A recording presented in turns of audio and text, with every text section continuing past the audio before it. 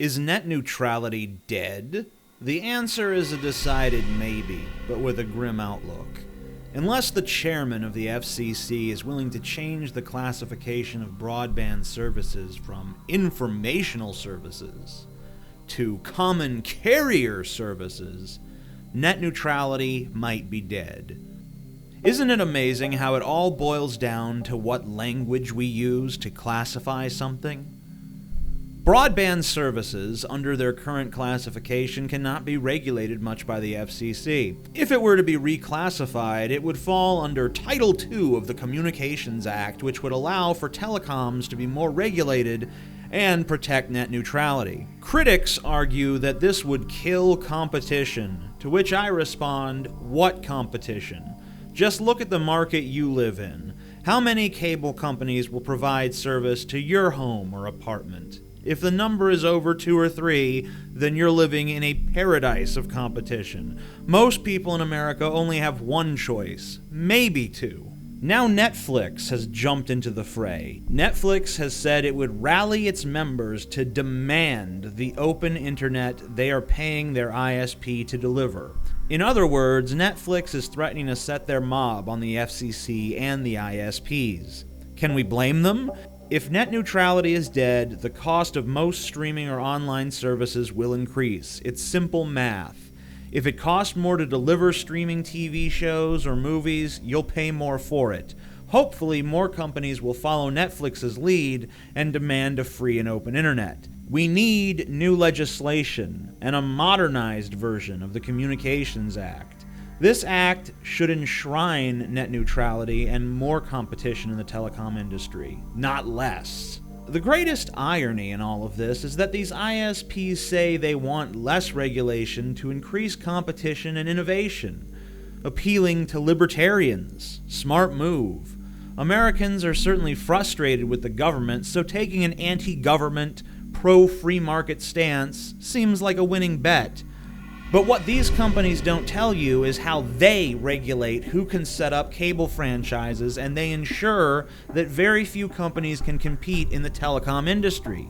They hide behind free market principles when it suits them, but really they've been using regulation to stifle competition for years. There's an awful lot of confusion about what net neutrality is. Mostly because big ISPs continue to propagate misinformation designed to muddy the waters around the issue, but it's really not a difficult subject to grasp. Net neutrality is simply the principle that internet service providers should enable access to all content and applications regardless of the source and without favoring or blocking particular products or websites.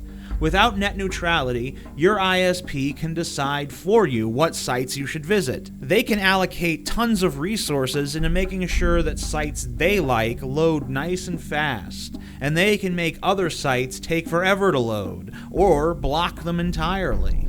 A 2006 study by Akame revealed that 75% of people would not return to websites that took longer than 4 seconds to load. So rescinding net neutrality is basically giving ISPs like Comcast or Cox or Charter, and why do they all begin with C? It's basically giving them the ability to reign supreme over the internet like gods. We choose what you see, unless you pay us more. That's the plan. The end of net neutrality would result in ISPs essentially doing a cyber shakedown. They want to go to all the big sites that rely on traffic and users and say, hey, pay us more money or your site is history.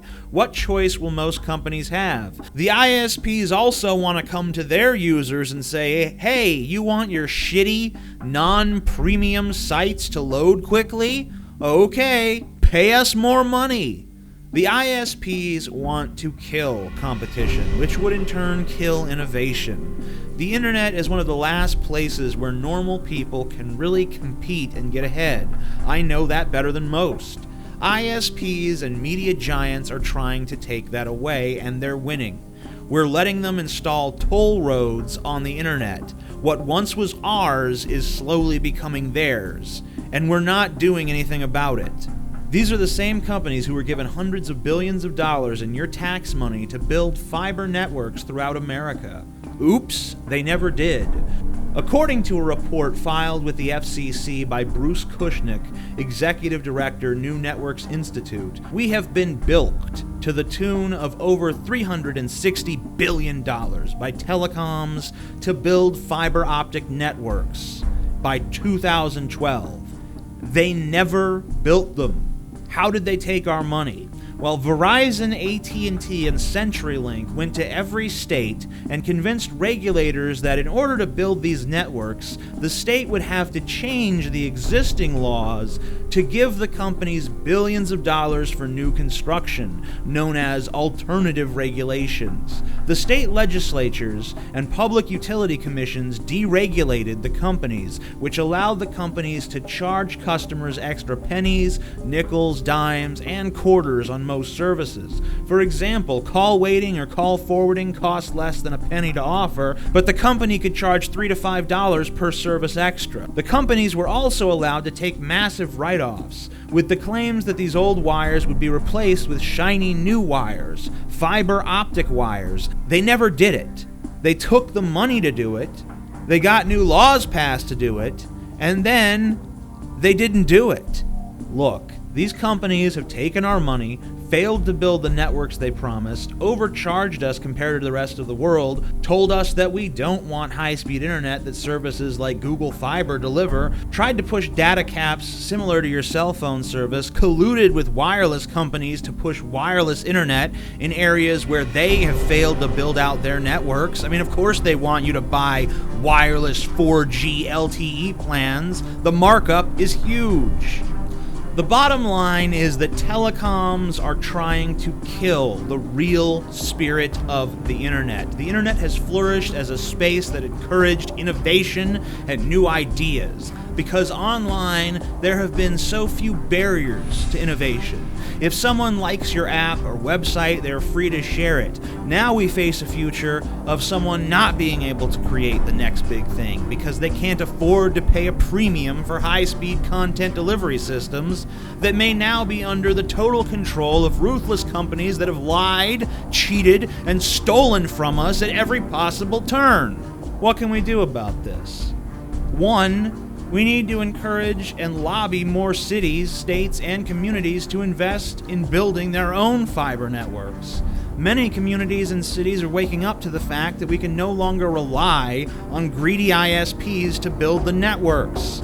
Cities from Seattle to Chattanooga are making long-term investments that will keep innovation moving forward. Plus, it would bring in more revenue to many cash-strapped cities, and it would force these ISPs to actually compete instead of staying complacent with their nice monopolies. 2.